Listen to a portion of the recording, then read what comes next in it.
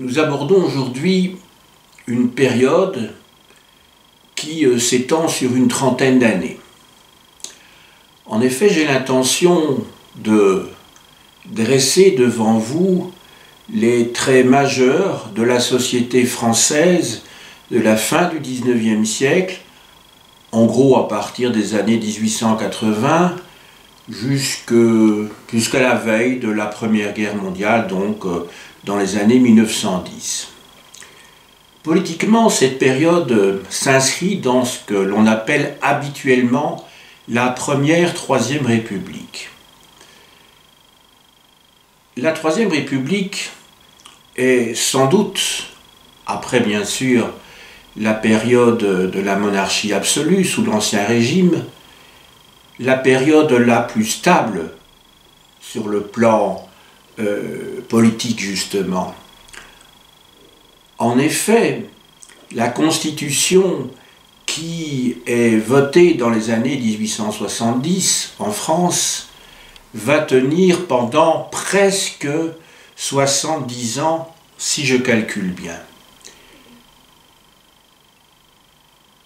C'est donc des 5 régimes républicains, des 5 constitutions républicaines en France, et je ne parle pas ici des modifications qui ont pu être faites lors de chacune de ces républiques, c'est en fait le régime qui a tenu le plus longtemps, parce que jusqu'à aujourd'hui, en tout cas, la Ve République instaurée en 1958 avec le général de Gaulle n'a pas encore atteint cet âge vénérable. Économiquement parlant, c'est une période qui voit arriver la seconde révolution industrielle avec de nouvelles sources d'énergie dans l'industrie, l'électricité, le gaz, le pétrole, ainsi que dans la vie quotidienne des Français.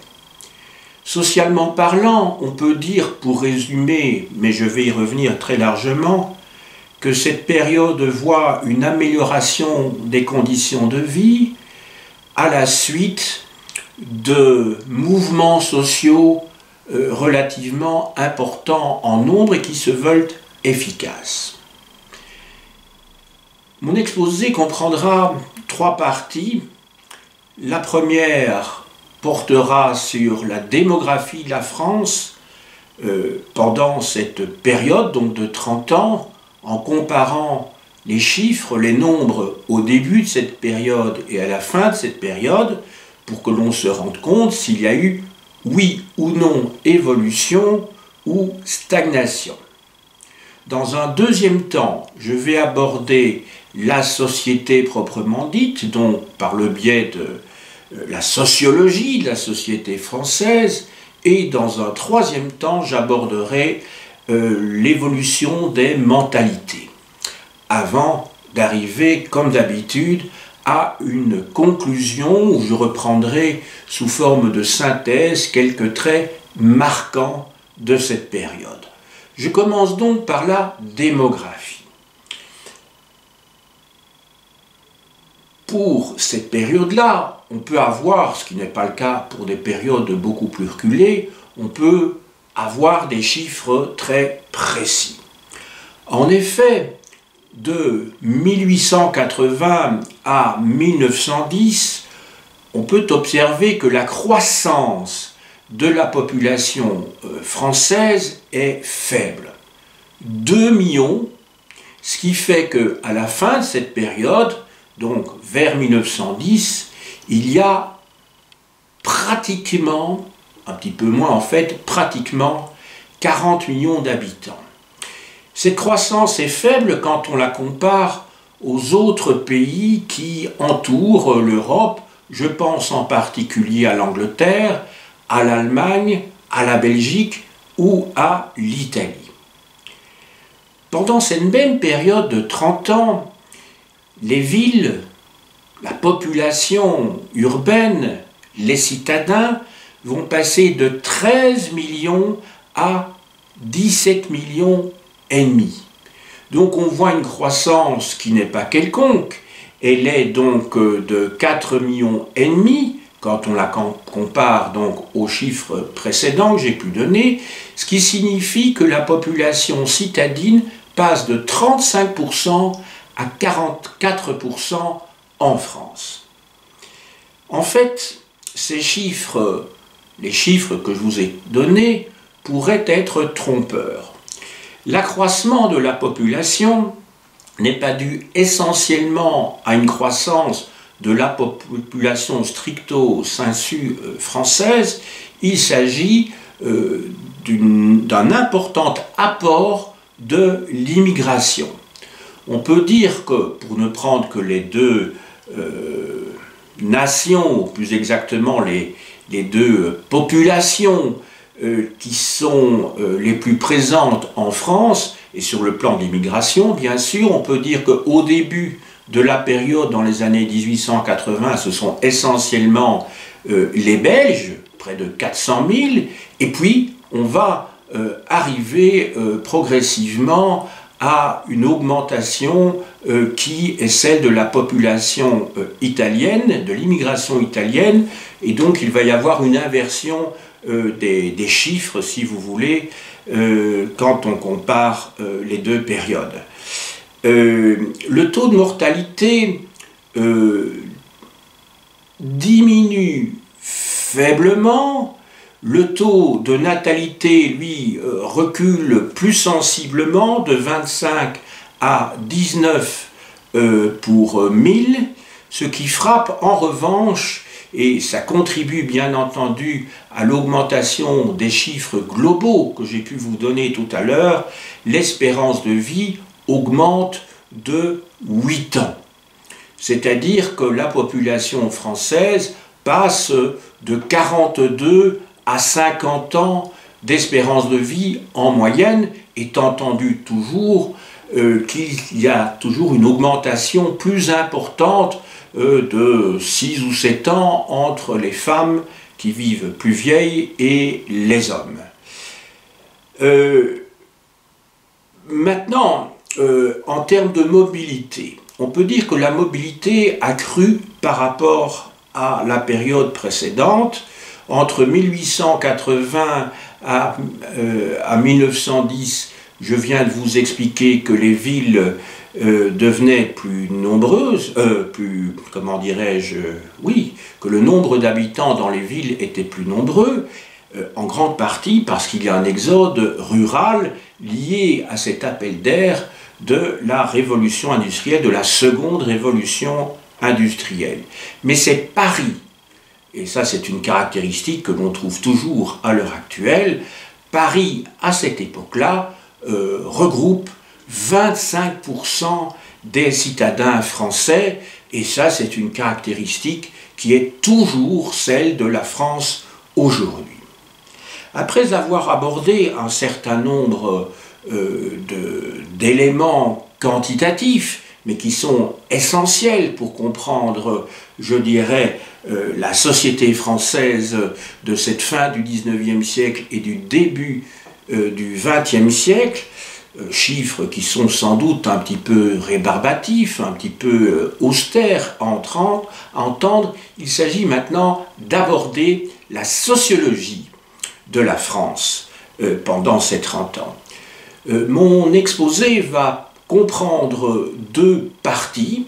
Je vais aborder tout d'abord la question des dominants en partant de la grande bourgeoisie pour aller vers la petite bourgeoisie et enfin aborder ce qui constitue, je dirais, l'essentiel de mon propos, c'est-à-dire une partie importante de la société française puisque les ouvriers représentent 25% de la société française, à savoir 9 millions en 1910 sur un peu moins de 40 millions d'habitants.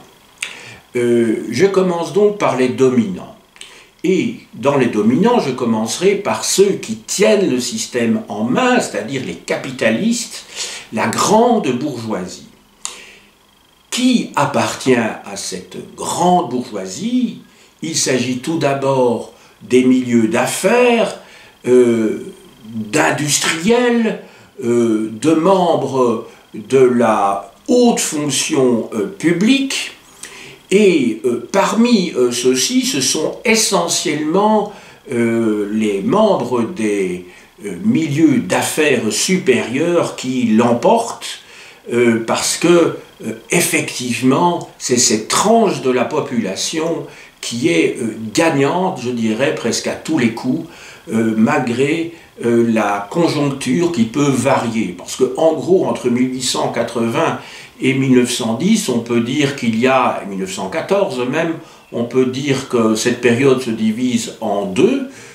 Une période, je dirais, qui est la continuité de ce qui suit le Second Empire, c'est-à-dire une période de dépression qui s'installe entre 1872 et 1894, et d'autre part, alors une période de croissance très très importante. C'est la période également de l'impérialisme qui va conduire au choc de ces grandes puissances qui conduit donc à la Première Guerre mondiale, une période de croissance très forte entre 1994 et d'autre part 1914. Donc on voit que économiquement parlant, en termes de conjoncture, c'est une période qui se divise en deux, mais après une période donc de dépression, il y a cette remontée assez forte. On peut dire que quantitativement, le groupe d'individus dont je suis en train de vous parler pour l'instant représente 1% de la population. 1% de la population, c'est peu, mais quand on sait que les 2/3 de la richesse produite en France appartient à ce petit pourcent, on comprendra effectivement l'importance de ce groupe. Je parle ici en particulier de ces hommes d'affaires parisiens. Ces hommes d'affaires parisiens, cette grande bourgeoisie parisienne qui ne met pas tous ses œufs dans le même panier, et j'ai eu l'occasion de le dire dans un cours précédent sur la société britannique au XIXe siècle, c'est une caractéristique des capitalistes, c'est de ventiler leurs avoirs pour investir dans des secteurs différents, pour éviter évidemment de tout perdre à un moment donné lorsqu'il y a une crise dans un secteur plus particulièrement. Et c'est ainsi que leurs avoirs qui étaient antérieurement essentiellement composés d'avoirs immobiliers, de plus en plus sont des avoirs d'ordre mobilier, c'est-à-dire des actions, des capitaux qui sont investis donc sur le marché boursier dans la finance, dans l'industrie et la finance. Maintenant, la petite bourgeoisie, c'est-à-dire ce groupe de la population qui est nettement plus important quantitativement que celui dont je viens de vous parler, c'est celui de la petite bourgeoisie. Petite bourgeoisie qui est assez diverse dans sa composition. Pourquoi diverse? Parce que petit bourgeois renvoie à une notion, celle d'un groupe social dont les membres, dont les individus ont tous en commun la propriété d'un patrimoine. Mais ce patrimoine lui-même peut être très varié. Il peut s'agir effectivement de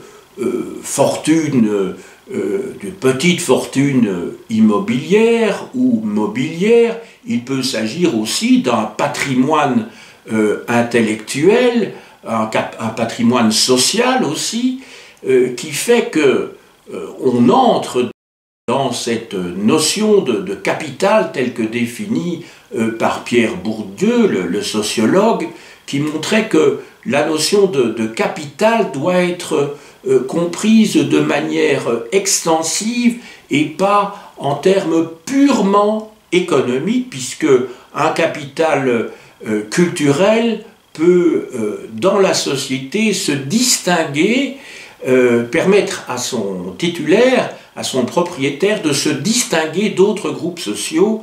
Et Pierre Bourdieu poussait même le bouchon relativement loin quand il dit que même à notre époque, enfin il disait, puisqu'il est décédé maintenant depuis quoi, près d'une vingtaine d'années, il expliquait que la bourgeoisie va au théâtre, la petite bourgeoisie, entendons-nous bien, va au théâtre, va au musée, moins pour, comment dirais-je, avoir du plaisir, mais pour davantage accumuler ou augmenter son capital culturel, et surtout, et il disait cela de manière très abrupte, surtout pour se distinguer.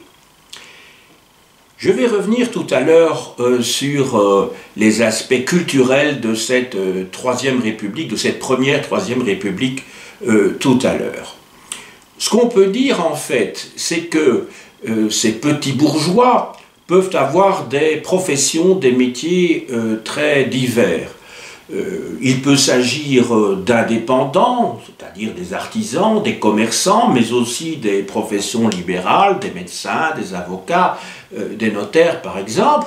Mais il peut aussi s'agir d'employés qui font des économies, voire de fonctionnaires, bien entendu, que l'on ne peut pas, bien sûr, classer dans la catégorie des prolétaires tels que je vais l'expliquer dans quelques minutes. La petite bourgeoisie constitue vraiment la base sociale de ce régime politique qu'est la Troisième République. Donc on peut dire que la Troisième République est une république petite bourgeoise, tout en étant, structurellement parlant, une société capitaliste entre les mains de la haute bourgeoisie. Nous sommes bien d'accord sur ce plan. Je vais aborder maintenant les dominés, c'est-à-dire les prolétaires. Il va s'agir tout d'abord de mettre en avant un certain nombre de faits dans le cadre d'un constat et de voir ensuite quelle réponse cette classe ouvrière a pu répondre au système d'exploitation dans lequel elle vit pour s'en sortir et pour disposer de meilleures conditions de vie. Je commence donc par, je dirais, un premier item, une première rubrique que j'appellerai anatomie, avant, dans un deuxième temps, d'aborder, toujours en termes médicaux, un second aspect de la vie de cette classe ouvrière, de prolétaires, c'est-à-dire les aspects pathologiques, autrement dit, la lutte des classes. Sur le plan anatomique, c'est-à-dire en termes de pure description, il faut tout d'abord insister que la seconde révolution industrielle se caractérise pas seulement par de nouvelles sources d'énergie, mais par de nouveaux modes de management, de nouveaux modes d'organisation du travail qui vont progressivement se mettre en place. Je pense au Fordisme qui aura tout le succès que l'on connaît dans l'entre-deux-guerres, le Taylorisme aussi qui se met progressivement en place dans le cadre d'une mécanisation de l'industrie. Effectivement, il faut toujours en revenir aux fondamentaux, c'est-à-dire en revenir à la compréhension, à l'analyse des instruments de travail dont disposent les ouvriers et qui sont la propriété justement du patronat, constitué par des patrons, effectivement, mais le capital des sociétés appartient aussi à des actionnaires qui ne pensent qu'à une chose, évidemment, c'est d'augmenter leurs dividendes qu'ils recevront en fin d'année. Donc la mécanisation est mise en place dans un souci de rentabilité, d'augmentation de la productivité et donc de la production, et ceci va réduire l'autonomie professionnelle des ouvriers qui auparavant étaient au fond non pas des artisans, il ne faut peut-être pas exagérer, mais enfin avec quand même une certaine capacité à s'investir, je dirais, dans l'objet qu'ils fabriquaient. Ici, on est très clairement dans un processus d'aliénation où l'ouvrier n'est qu'un élément, n'est vraiment qu'une ressource aux yeux du patronat, au même titre que la machine. C'est quelqu'un qui fait fonctionner la machine, mais il est lui-même un rouage du processus de production. C'est une période aussi où la discipline imposée aux ouvriers dans les usines devient de plus en plus dure, dont les conditions de travail, je parle bien des conditions de travail de ceux qui travaillent dans les usines, devient de plus en plus pénible. Où trouve-t-on les ouvriers? Eh bien, essentiellement, bien sûr, dans les villes et pas à la campagne.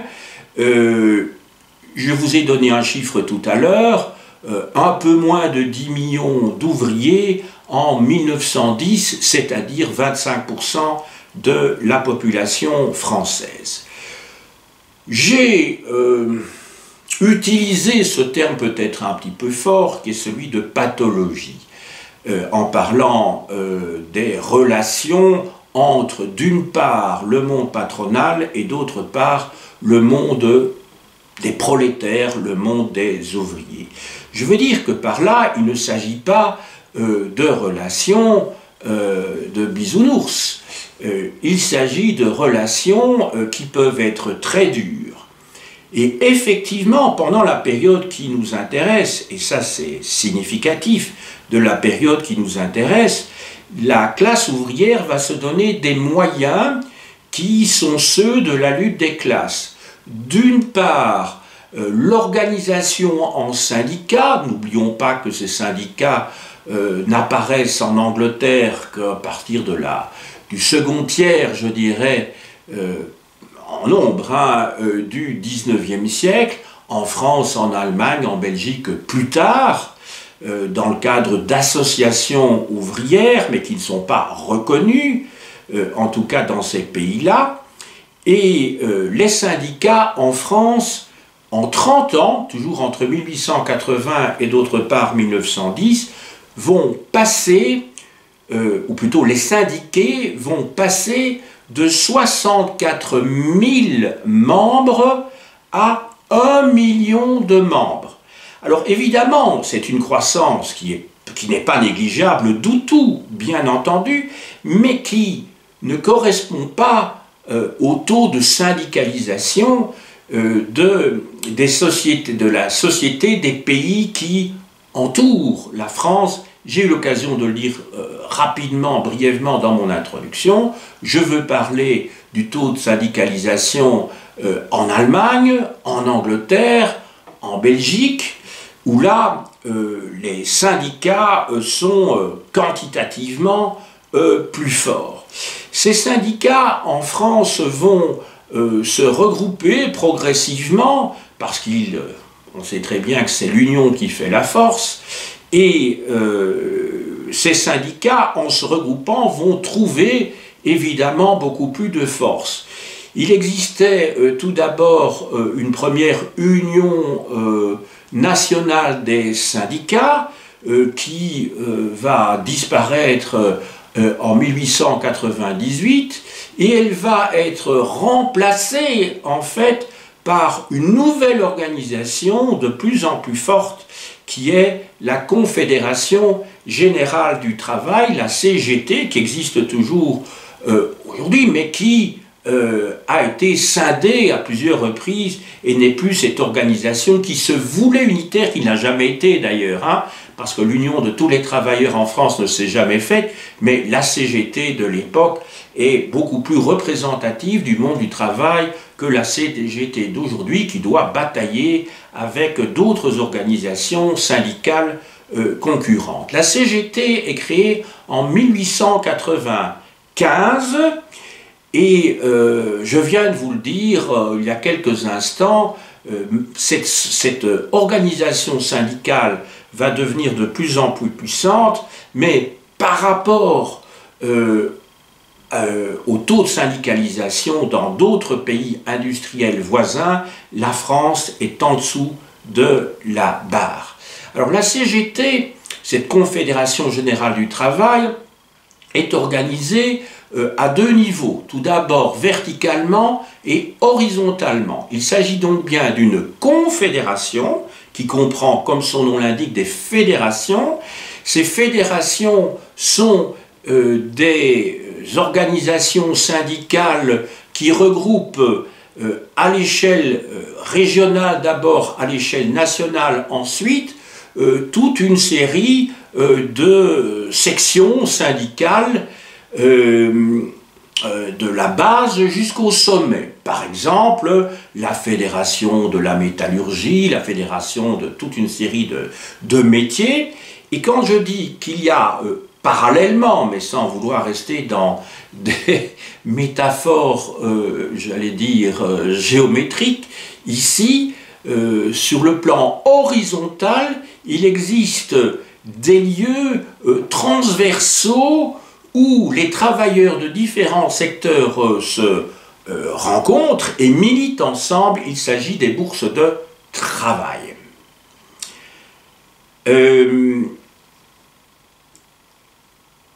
Tout ceci va permettre, grâce à cette cohésion de plus en plus forte de la classe ouvrière, de pouvoir mener des combats grâce aux grèves principalement, ces grèves qui vont vraiment devenir de plus en plus nombreuses quand on avance sur la période, et cela aura pour résultat, parce que ces grèves sont efficaces, pas toutes évidemment, mais ces actions en tout cas syndicales sont efficaces puisque la durée du travail va baisser, donc en nombre d'heures par jour, premier élément, et ensuite le niveau de vie des ouvriers va s'améliorer.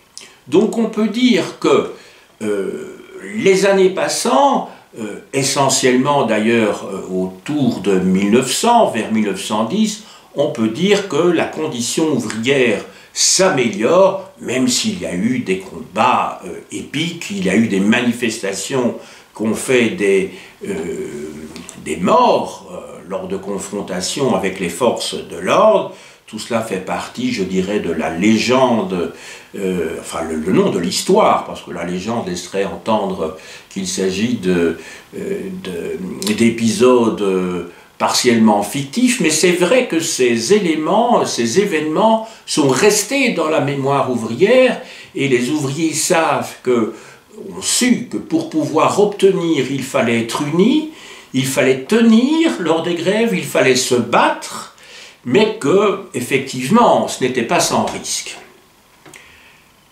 Nous passons maintenant au troisième volet de ce triptyque que j'avais annoncé en introduction, après, d'une part, les aspects démographiques et après les aspects stricto sensu sociologiques, en vous décrivant qui appartient à ces groupes sociaux, à ces classes sociales que j'ai expliquées jusqu'ici, et en expliquant quels étaient surtout les intérêts de chacune de ces classes sociales dans le cadre d'une confrontation, d'une lutte des classes, où chaque groupe, chaque classe essaye de tirer avantage d'un rapport de force pour le patronat diminuer au maximum les charges salariales et d'autre part du point de vue du prolétariat d'essayer lors de combats d'acquérir de nouvelles conditions, de meilleures conditions de vie,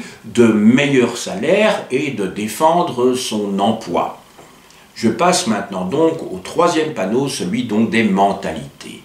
Évidemment, mon plan pourra paraître extrêmement classique, et il l'est, je ne revendique aucune originalité dans mon plan, puisque je pars non pas vraiment de l'infrastructure que je n'ai pas développée ici, je n'ai pas parlé vraiment des conditions matérielles, je n'ai fait que les suggérer en parlant de la société, mais c'est vrai que je place les mentalités après, puisque je dirais c'est ce qui se trouve au niveau de l'infrastructure, qui, je dirais, c'est la partie supérieure pas de l'infrastructure, je veux dire de la superstructure, bien entendu.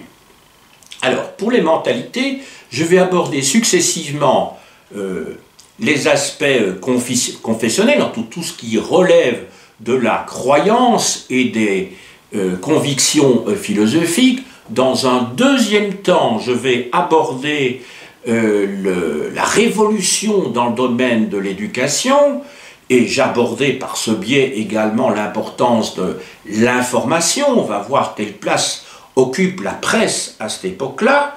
Et enfin, dans un dernier temps, j'aborderai les aspects culturels. Je commence donc par les religions, avec une religion qui domine très largement le territoire de la France, à savoir le catholicisme.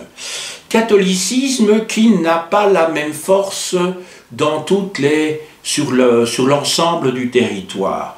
On peut dire qu'il y a presque deux France, des France en demi-teinte, si je puis dire, où dans certaines régions, on a des régions qui sont très catholiques, où il y a beaucoup de ferveur, et d'autres où le catholicisme est davantage un catholicisme sociologique, si je puis dire, traditionnel, mais qui ne va pas plus loin et qui frise d'ailleurs à certains moments, et même certainement, l'indifférence, entre autres dans le monde ouvrier et dans le chef de certains groupes intellectuels. l'Église va essayer de résister à ce mouvement de désaffection par rapport à sa religion. Elle va résister, c'est ainsi qu'il va y avoir des poussées de la part du monde épiscopal à la suite d'encycliques papales, des positions antimodernistes, c'est-à-dire s'opposant au rationalisme, au positivisme, s'opposant à la science, tout simplement.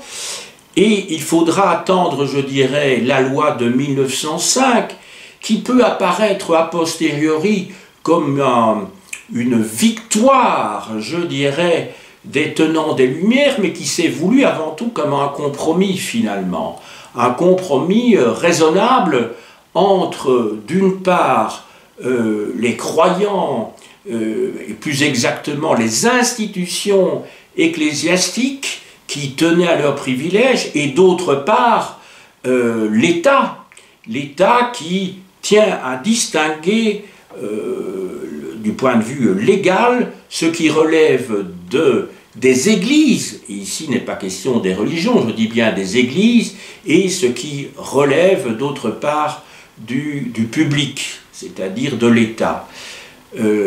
L'État, par la loi de 1905, donc à la suite du combat du petit père Combes et de son gouvernement, mais on peut dire, et je vais revenir là-dessus, qu'il y a eu plusieurs gouvernements allant dans ce sens-là.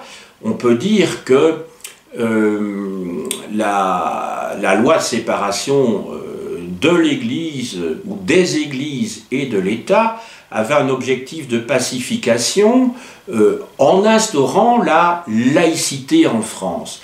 Laïcité qui apparaît, sauf erreur de ma part, je rappelle que je suis belge, à l'article 2 de la Constitution de la Constitution de la Ve République, mise en place donc en 1958, qui a connu des modifications par la suite, comme vous savez, avec l'instauration du suffrage universel dans les années 60 du président de la République.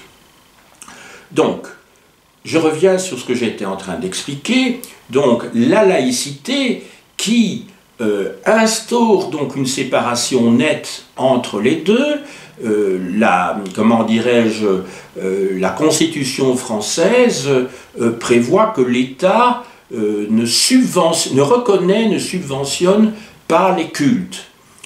La laïcité consistant à considérer aux yeux de l'État que tout ce qui relève des croyances, quelles qu'elles soient, religieuses ou autres, relève de la vie privée et par conséquent, l'État n'a pas à y interférer. Donc ça, c'est l'aspect, je dirais, positif quelque part pour les croyants.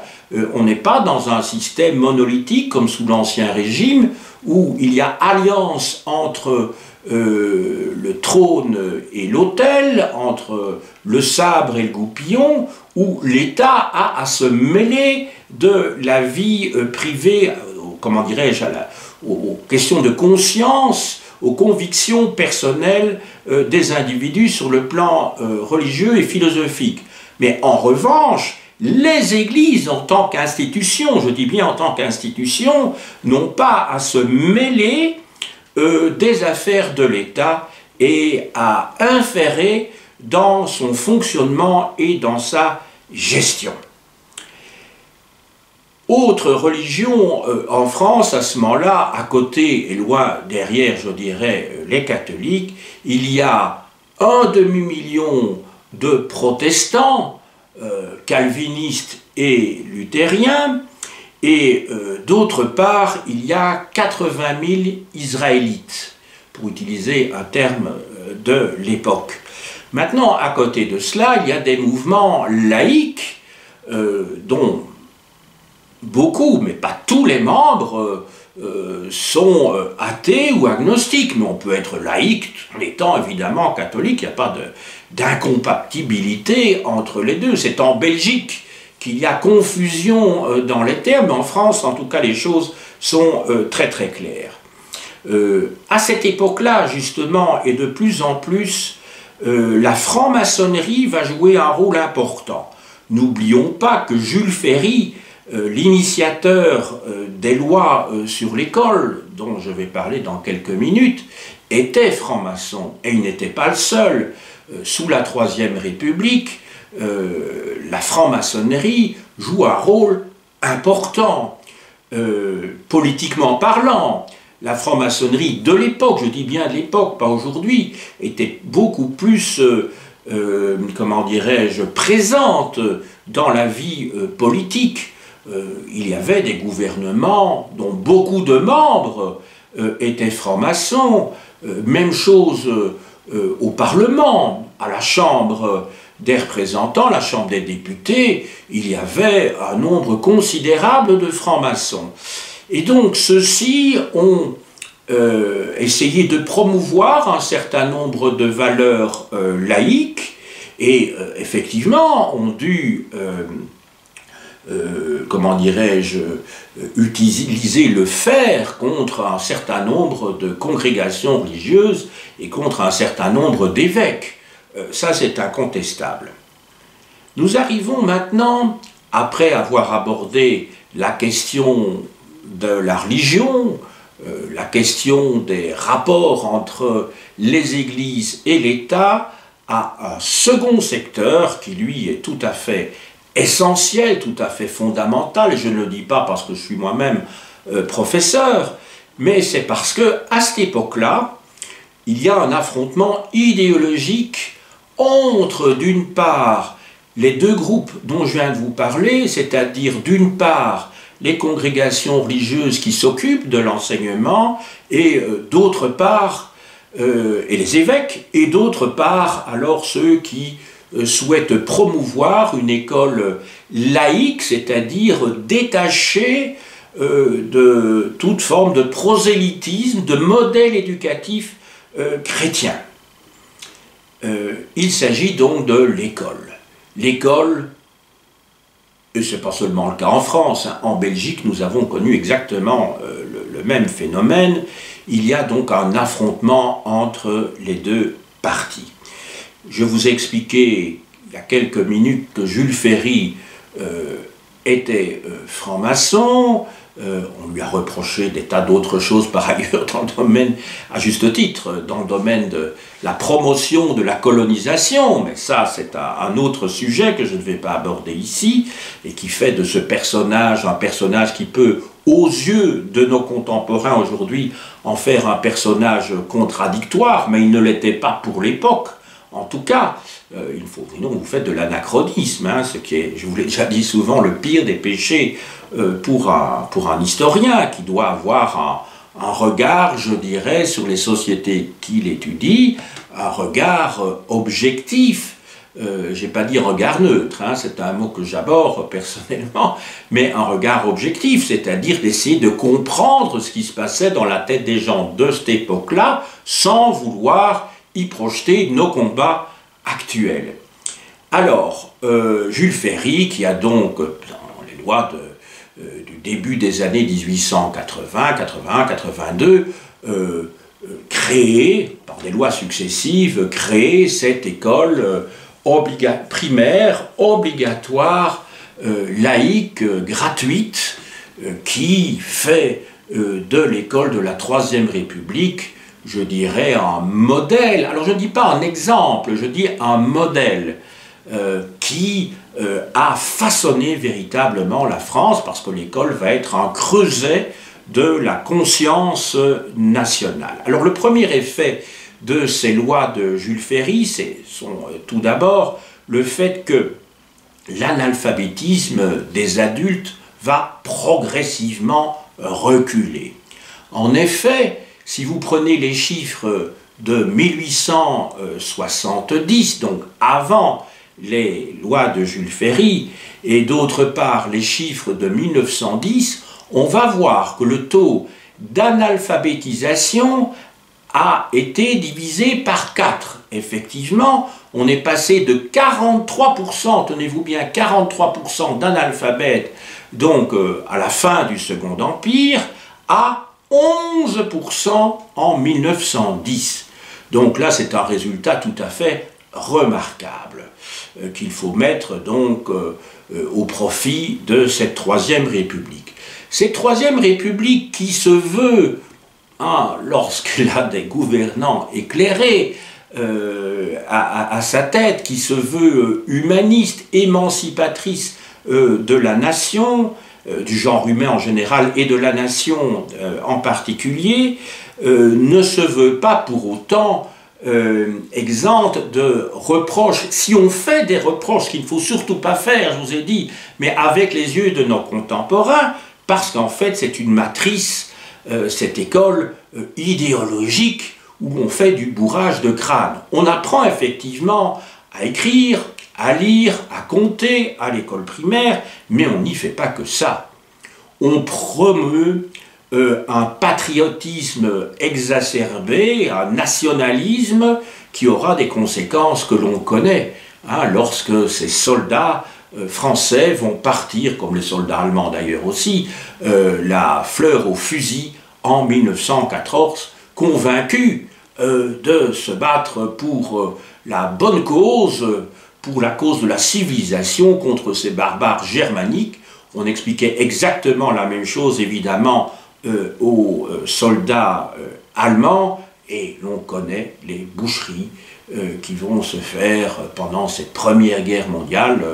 Je crois que c'est inutile de revenir sur la bataille de Verdun en 1916, où des dizaines de milliers de soldats comme ça, je dis bien des dizaines, des centaines de milliers de soldats sont morts pour gagner quelques arpents de terre en Lorraine.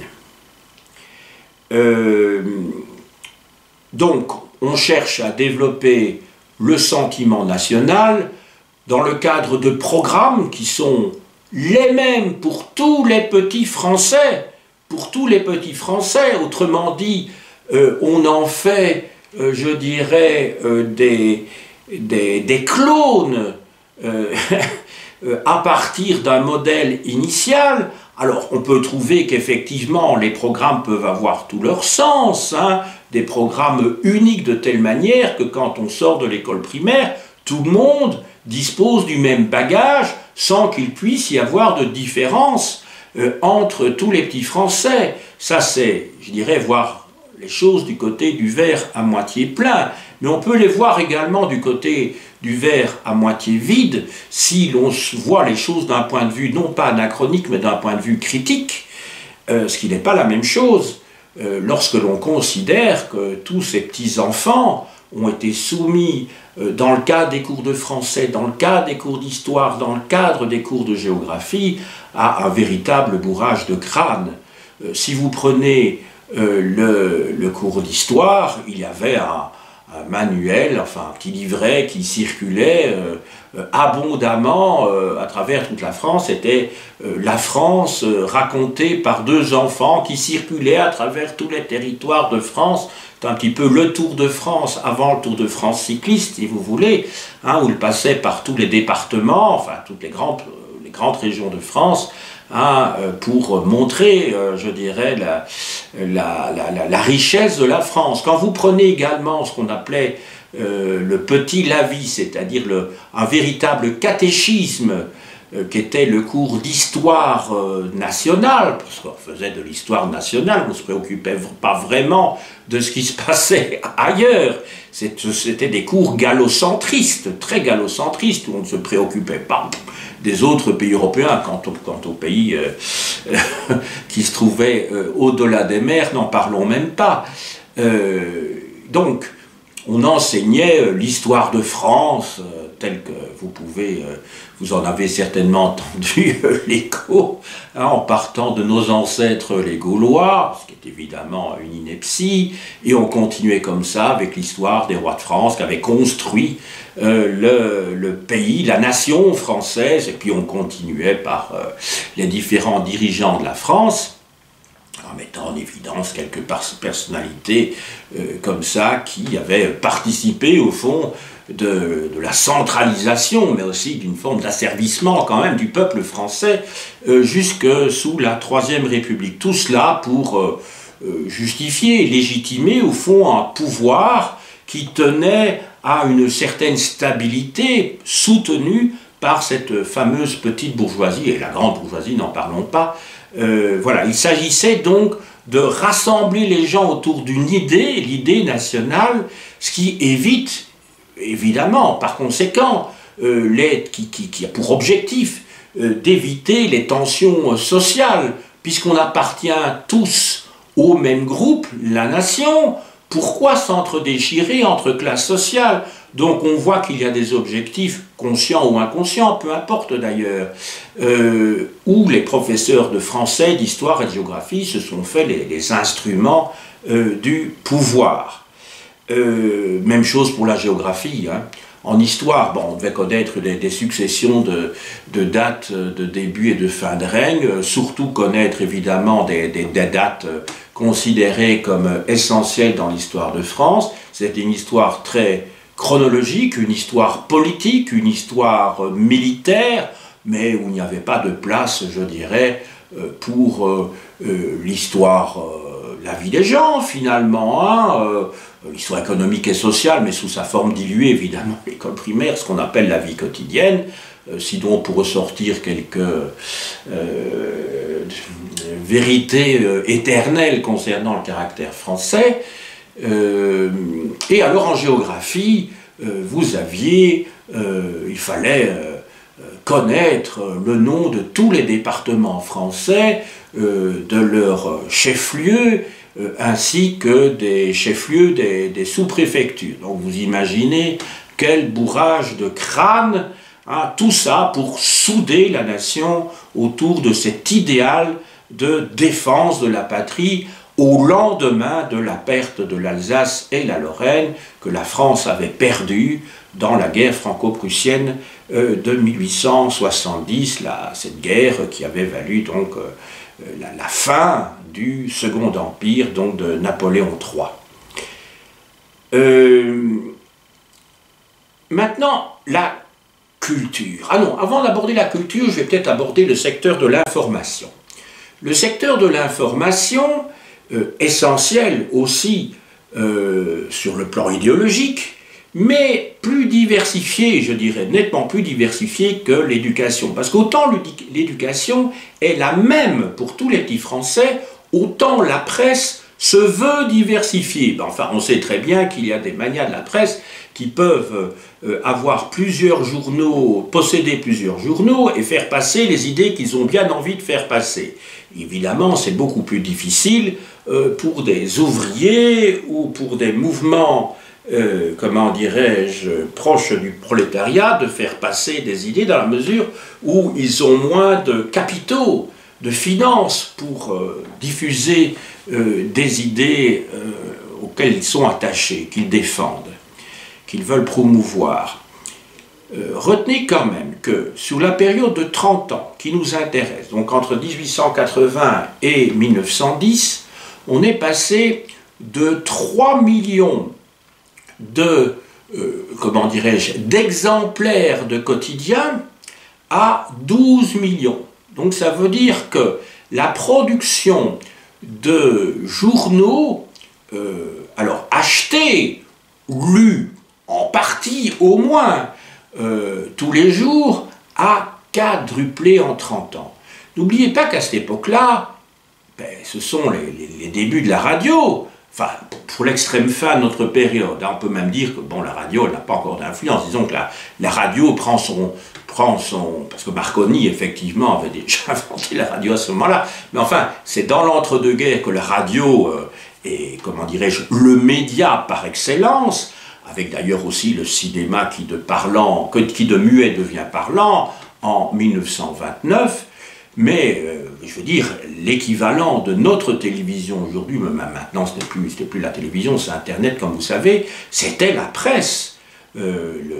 La presse a favorisé la lecture, l'entretien de la lecture également. Et la presse est une presse d'opinion.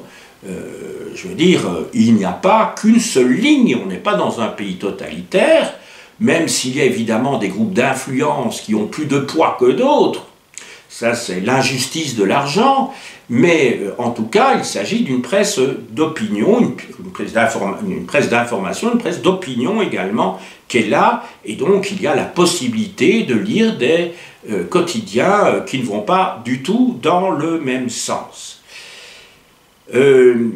J'en arrive maintenant à la culture. Après avoir parlé successivement des aspects confessionnels, des croyances, des convictions, après avoir parlé de ce combat idéologique entre, d'une part, la France catholique et d'autre part, la France, j'allais dire, des Lumières, parce que c'est bien de cela, héritière des Lumières, parce que c'est bien de cela dont il s'agit, après avoir parlé du rôle considérable, et là on peut vraiment parler d'une révolution, quand on voit les résultats sur le plan quantitatif dans le domaine de l'éducation grâce aux lois de Jules Ferry. On voit que l'analphabétisme recule très très fortement, même s'il est toujours présent. En 1910, il y a quand même encore 11%, mais n'oubliez pas qu'il y avait des gens qui étaient nés, qui étaient nés bien avant les lois de Jules Ferry, qui vivaient toujours à ce moment-là, et qui n'ont pas pu passer par l'école obligatoire, tout simplement pour une question de chronologie. Donc il y avait effectivement encore 11%, mais enfin c'est un progrès tout à fait remarquable, même s'il y a l'aspect idéologique que j'ai énoncé. La Troisième République en matière d'éducation a participé au formatage, au conformisme, hein, je veux dire du cerveau. C'est tout à fait incontestable, et c'est ce qui distingue encore, pour un Belge, enfin, je ne sais pas moi, quand j'écoute les informations en France, puisque nous écoutons régulièrement les chaînes françaises, on voit quand même qu'il y a, idéologiquement parlant, une matrice qui est tout à fait différente, hein, même si avec l'internationalisation des communications et tout, les choses ont tendance à s'harmoniser, mais on ne pense pas de la même manière. J'ai beaucoup d'amis français et je vois bien qu'il y a toute une série de choses qui font que, très clairement, je me trouve en face d'amis qui sont passés par une école républicaine et jacobine, qui ne fonctionnent pas comme nous, pourquoi pas, je dirais, mais simplement, ceci dit, les Belges sont tout aussi formatés, mais autrement. Je ne veux pas dire par là que les Belges soient plus libres que les Français, pas du tout, c'est pas ça que je dis. On a un esprit certainement plus particulariste, un esprit davantage de clocher, en Belgique, où il y a quand même un substrat, je dirais, plus principautaire, au sens générique, donc voilà, on a une longue histoire d'un pays, de régions qui n'ont été réunis finalement dans un cadre institutionnel unique que très tardivement, quand on compare par rapport à la France. Maintenant, sur le plan culturel, donc, il faut noter tout de suite, et ça suit d'ailleurs le propos que je viens de tenir, mes petites réflexions, c'est l'importance de Paris.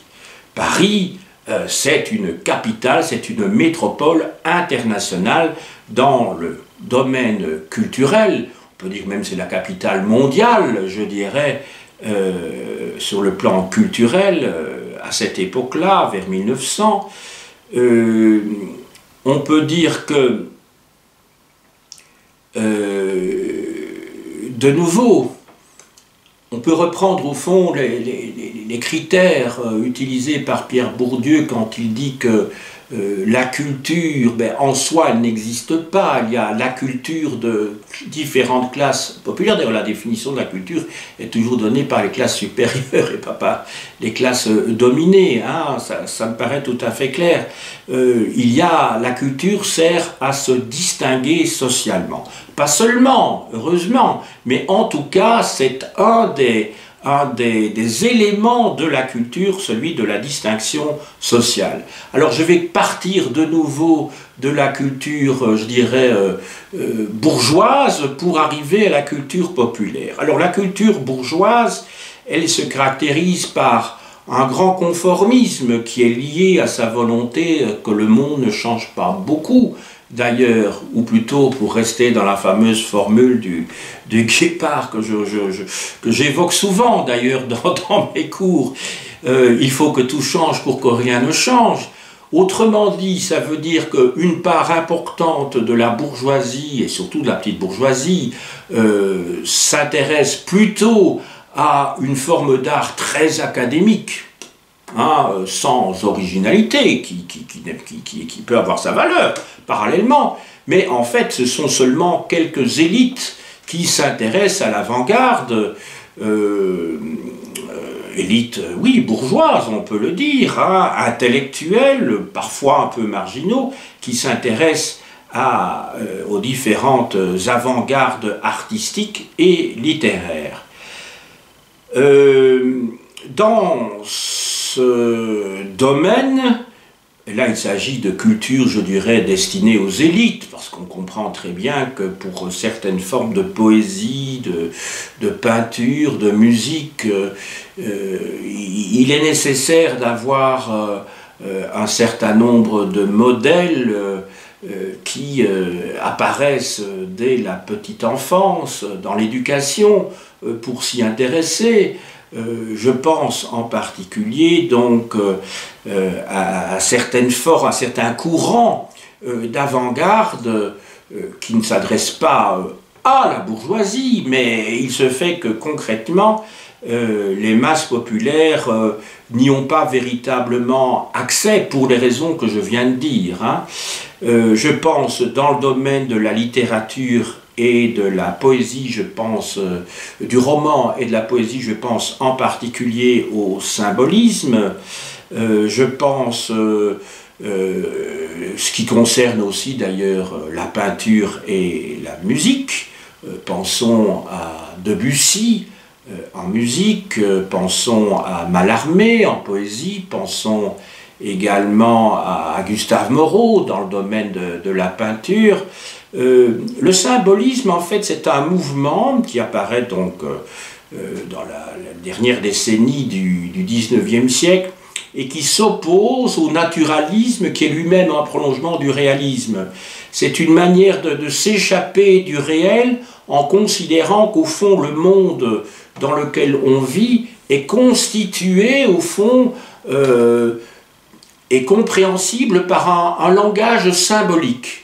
Donc c'est pas que le monde est composé de symboles, mais il est accessible par des voix, par des langages, un langage symbolique. Je crois que ça apparaît très clair, en tout cas pour les créateurs dont je viens de vous parler, Debussy, Mallarmé ou Gustave Moreau, par exemple. Debussy qui met en musique, par exemple, Péléas et Mélisande de Maeterlinck. Dans le domaine de la peinture, il y a le fauvisme. Le fauvisme qui est un courant qui utilisent des couleurs, comment dirais-je, qui jouent sur le rouge, sur le brun, différentes nuances, avec des contrastes très très forts, pour essayer de mettre en avant le mouvement, l'action dans les scènes qui sont représentées. Le cubisme, lui, qui est un petit peu postérieur, se développe autour de la notion d'absence de perspective, autour également de la déconstruction des objets sous forme géométrique, des cercles, des carrés, des cubes, des sphères. Et pour ces deux derniers courants, je pense pour le fauvisme en particulier à Matisse, et pour ne prendre qu'un seul personnage, pour le cubisme, je pense évidemment à Picasso, qui est extrêmement célèbre. Voilà. Dans le domaine maintenant de la culture populaire, il y a un essor considérable, vous le comprenez bien, qui est lié à cette révolution éducative dont il a été question tout à l'heure. Le recul de l'analphabétisme massif, puisqu'on est passé de plus de 40% à 11%, eh bien, va permettre l'accès de romans, le plus souvent, à des couches de plus en plus importantes de la population, et à des tranches d'âge également de plus en plus importantes de la population. Pensez en particulier à cette littérature pour adolescents, mais pas seulement pour adolescents, parce que Jules Verne n'était pas lu que par des adolescents. D'autre part, pensez également au roman policier de Gaston Leroux. Dans le domaine du cinéma, là aussi c'est un art tout à fait nouveau qui naît pendant la période que nous étudions, au milieu de la période que nous étudions maintenant. Le cinéma est né en 1895, pensez évidemment au rôle des frères Lumière qui ont fait de nombreux films. Les premiers sont bien connus, hein. Il s'agit d'une part les premiers films de l'entrée en gare, l'entrée d'un train en gare de La Ciotat, où on voit arriver une locomotive, et ça paraissait, comme c'était tout à fait nouveau, cet effet, ceux qui étaient dans la salle de cinéma où ça a été projeté se sont levés de leur siège et sont partis parce qu'ils avaient véritablement l'impression que la locomotive qui arrivait le long des quais fonçait sur eux à ce moment-là. Pensez également à L'arroseur arrosé, voilà, ce genre de film.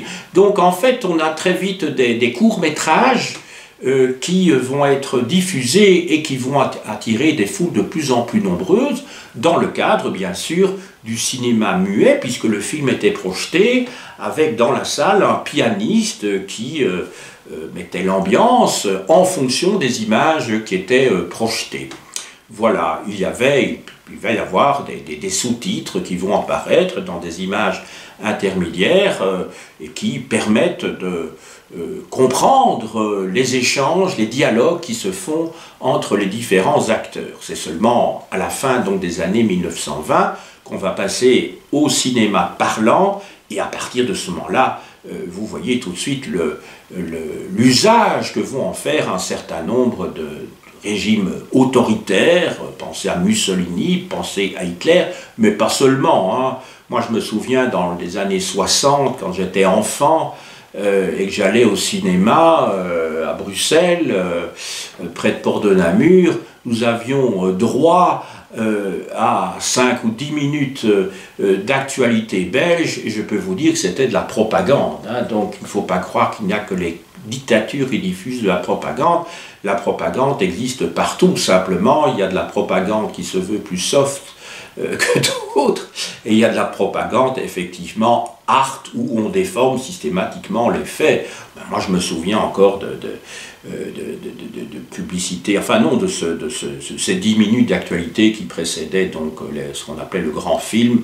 Et c'était franchement, enfin bon, vous voyez, j'étais tout petit et je me souviens que c'était de la propagande. Sans savoir que c'était de la propagande, mais en réfléchissant en posteriori, je me dis, mais enfin, c'était pas possible, comme on pouvait avoir un esprit belgicain vraiment extrêmement patriotique, ou tourné, je dirais, dans la valorisation de la propagande des hommes politiques, du roi, etc. Enfin bref, c'était du bourrage de crâne, hein. Maintenant, dans le domaine du sport, le sport prend son essor à la fin du XIXe siècle. Il y a un certain nombre de sports qui étaient pratiqués par, je dirais, l'aristocratie, par la bourgeoisie, et puis le sport s'est démocratisé au point qu'aujourd'hui le football est devenu un sport uniquement populaire aujourd'hui, hein, et le nombre de spectateurs, parce qu'ici je ne parle pas simplement de ceux qui pratiquent le sport, le nombre de spectateurs de tournois sportifs, de compétitions sportives, va grandir avec les années, et d'ailleurs il va y avoir des rubriques qui seront prévues pour ce sujet dans la presse quotidienne. Voilà, je crois avoir fait un tour général de cette société française entre 1880 et 1910. Que faut-il retenir de tout ce que j'ai dit? Quelles conclusions peut-on en tirer? Eh bien, pendant cette période de 30 ans, il n'y a eu en fait pas de bouleversement important, considérable en termes de hiérarchie sociale. Donc on ne peut pas dire qu'il y ait une modification sur le plan hiérarchique entre les classes sociales. Je vous ai dit qu'effectivement comment dirais-je, le prolétariat devient plus important, il se défend mieux surtout, il se défend mieux, que la petite bourgeoisie est le socle politique et social du régime. Ce sont ces classes dites moyennes, mais je n'aime pas beaucoup ce terme, je me suis déjà exprimé en ce sens à plusieurs reprises, ces classes dites moyennes ont un rôle tout à fait essentiel dans la cohésion de la société et l'idéologie nationaliste. Il faut remarquer que le monde ouvrier connaît une faible intégration sociale. On peut dire en fait que les ouvriers vont constituer de plus en plus un monde en soi. Et je dirais que l'acmé, l'apogée de cela, ben, c'est la société, comment dirais-je, bipolaire d'après la Deuxième Guerre mondiale, de l'entre-deux-guerres mondiales et après la Deuxième Guerre mondiale, où l'on voit qu'il y a un monde, le monde ouvrier, dominé très largement par le parti communiste, avec ses rites, avec toute une série d'institutions qui fait que l'on peut vivre dans le monde ouvrier en ignorant complètement ce qui se passe dans l'autre monde. Vous connaissez la phrase d'Annie Ernaux dans son roman, là, comment ça s'appelle, qui s'appelle La Place, si mes souvenirs sont bons, qui dit à un moment donné, j'étais passé dans cette partie du monde pour laquelle l'autre n'est qu'un décor, c'est-à-dire qu'elle était partie, elle était passée comment dirais-je, d'un milieu populaire à un milieu littéraire appartenant aux élites.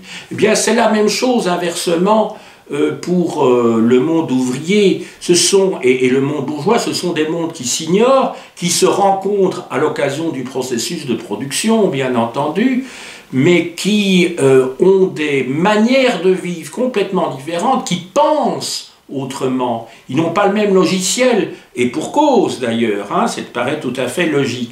Donc faible intégration sociale des ouvriers français. Enfin, on l'a vu en conclusion, se développe une culture de masse, et ça c'est un événement tout à fait nouveau et qui annonce notre modernité, et je ne mets pas évidemment de connotation positive ou négative derrière ce terme de modernité, une culture de masse qui va avoir un rôle de rouleau compresseur, hein, parce que bon, hein, nivellement, je veux dire, c'est promotion, comment dirais-je, de la culture et d'un certain nombre d'éléments qui jadis ont été banalisés dans le cadre de ce filtrage vers le monde ouvrier de la culture. J'ai parlé de romans en particulier, mais en même temps, il va y avoir non pas une uniformisation progressive, mais quand même, on peut le dire qu'aujourd'hui, et d'ailleurs depuis le début des années 1960, la télévision a eu un rôle d'uniformisation, jouant ainsi le rôle de prolongement du rôle de l'école, visant, je dirais, à, comment dirais-je, à uniformiser les mentalités, de telle manière que tout le monde finit par penser pratiquement de la même manière, sauf que, évidemment, le vécu de ceux qui n'ont pas la même place dans le processus de production fait la différence, et toute la différence. Mais enfin, il n'en demeure pas moins que l'idéologie dominante peut s'imposer par des médias, et je crois que le général de Gaulle, en France, en inventant l'ORTF, avait compris tout l'enjeu qu'il y avait à contrôler cette institution par le biais d'ailleurs d'un ministère de l'information, hein, aux mains d'Alain Peyrefitte à l'époque.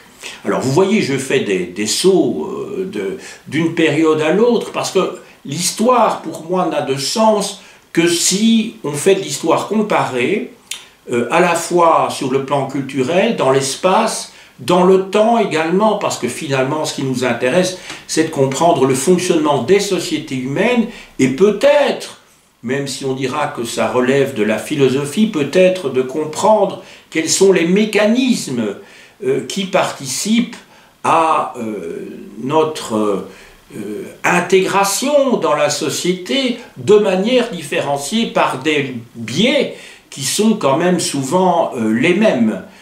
Des rapports de force entre dominés et dominants, les dominants imposant leur idéologie et leur manière de voir, ce qui n'interdit pas bien sûr l'existence d'idéologies dominées. Hein. Idéologie dominante, ça ne veut pas dire idéologie unique, ça veut dire qu'il y a un rapport de force sur le plan idéologique lié évidemment à la place des dominants dans la société et aux moyens financiers dont ils disposent. Ce développement de la culture de masse est lié au développement du loisir, et ceci, comme je viens de l'expliquer, ce loisir sert souvent de soupape de sûreté pour éviter les explosions sociales. C'est sur cette conclusion que je vais m'arrêter avant de vous montrer quelques ouvrages qui vous permettront de poursuivre, si vous le souhaitez, l'approfondissement de ce qui a été dit aujourd'hui.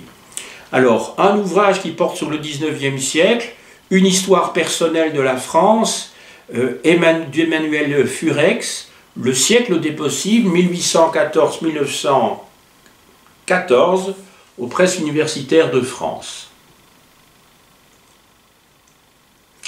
Coûte 14 €. Alors, un ouvrage classique d'un grand historien français, maintenant décédé, Maurice Agulon, qui a enseigné à la Sorbonne, puis au Collège de France, La République, tome 1, 1880-1932. Donc c'est vraiment un ouvrage fondamental à lire et qui aborde les différents aspects que j'ai énoncés ici, ou expliqués et analysés. Je crois que d'ailleurs, ça fait partie d'une série qui commence avec le Moyen-Âge de Georges Duby, qui poursuit par des volumes dus à Emmanuel Leroy-Ladurie sur les temps modernes en France, 2 volumes consacrés par François Furet à la Révolution, et il y a donc 2 tomes consacrés par Maurice Agulon à la République. Voilà, donc chez Hachette Littérature, collection plurielle.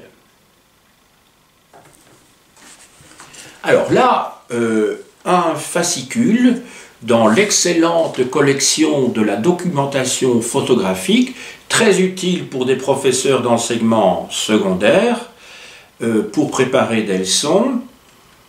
Il s'agit d'un numéro, d'un dossier portant le numéro 8101 de septembre-octobre 2014 et intitulé « La France sous la Troisième République, la République à l'épreuve 1870-1914 » et qui a pour auteur Arnaud Dominique Hout. Donc c'est publié par la documentation française. Et sur la couverture, on voit le pont Alexandre III, enfin des bourgeois sur le pont Alexandre III, en train de regarder un certain nombre de bâtiments construits spécialement pour l'exposition, je crois que c'est celle de 1889, je ne sais pas si c'est indiqué quelque part, mais ça devrait être le cas, 1889, lors de la fameuse exposition universelle à Paris.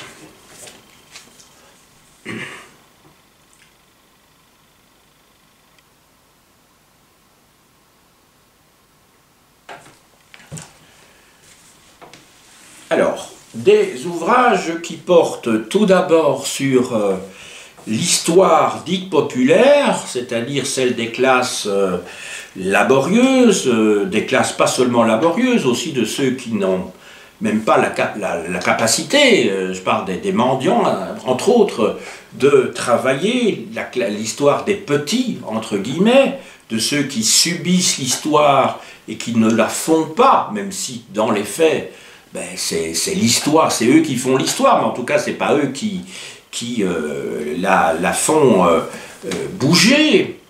Deux ouvrages, donc d'abord celui de Gérard Noiriel, enfin dans l'ordre chronologique de publication, puisqu'il y a un an de différence entre les deux publications, d'abord celle de Michel Zancarini-Fournel, Les luttes et les rêves, une histoire populaire de la France de 1685 à nos jours, publiée chez Zone, elle fait près de 1000 pages. Voilà, près de 1000 pages. Donc un gros ouvrage. Michel Zancarini-Fournel enseignait à l'université de Lyon 1, elle spécialiste d'histoire sociale contemporaine. Le prix d'ouvrage, 31 €. Je n'ai pas de commission, je le rappelle, de la part des éditeurs. De Gérard Noiriel, donc une histoire populaire de la France de la guerre de 100 ans à nos jours, publié chez Agone, collection Mémoire sociale. Alors c'est aussi un très gros ouvrage qui fait 800 pages et qui coûte 28 €. Gérard Noiriel est un spécialiste de l'histoire du monde ouvrier et de l'immigration en France. Alors, deux ouvrages maintenant qui ne concernent plus les classes populaires, mais qui concernent le haut de la société. D'Adeline Domard, Les bourgeois et la bourgeoisie en France, publié chez Aubier Collection historique, ouvrage très important. Oui, le sous-titre c'est « En France depuis 1815 ». Alors, ouvrage important, Adeline Domard avait fait sa thèse sur la bourgeoisie de Paris dans la première moitié du XIXe siècle. Je crois qu'elle couvrait la période de 1815-1848. Et de Dominique Chagnolot, le premier des ordres, les hauts fonctionnaires, 18e, 20e siècle, chez Fayard. Alors là, on voit des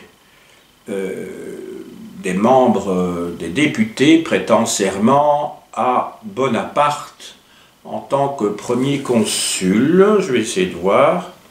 Oui, enfin bon, il se fait que j'ai justement quelque chose qui est collé dessus, mais donc c'est manifestement des députés, je crois que ça doit être le corps législatif ça doit être encore à l'époque donc du consulat, donc ça doit être vers 1800, quelque chose comme ça. Voilà, donc devant Bonaparte, les membres du corps législatif, je crois. Ou du Conseil d'État peut-être. Bon voilà, je n'ai pas ça devant, je ne peux pas le lire de toute façon. Voilà. Alors, il me reste 2 ouvrages à vous montrer. D'Emmanuel Loyer, une brève histoire culturelle de l'Europe, qui part du milieu du XIXe siècle jusqu'à nos jours et qui pourra illustrer, compléter ce que j'ai pu dire rapidement sur la culture. Alors, ça a été publié dans la collection Champ Flammarion, qui se reconnaît par cette couleur jaune.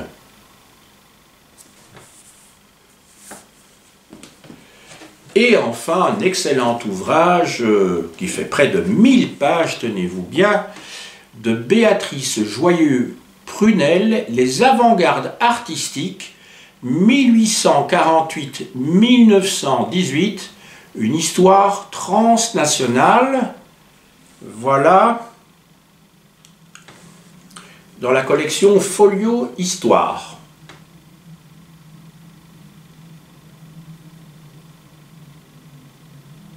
Excellent livre.